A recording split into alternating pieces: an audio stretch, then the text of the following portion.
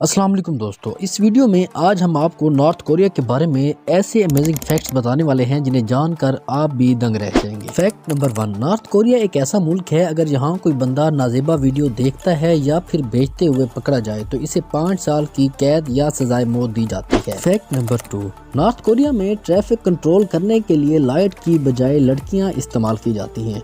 दोस्तों, north Korea में कहीं भी आपको ट्रैफिक सिग्नल यानी लाइट नजर नहीं आएगी।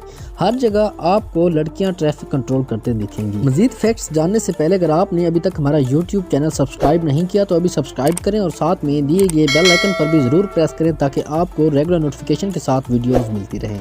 वीडियो को एक लाइक भी ज़रूर कर दें।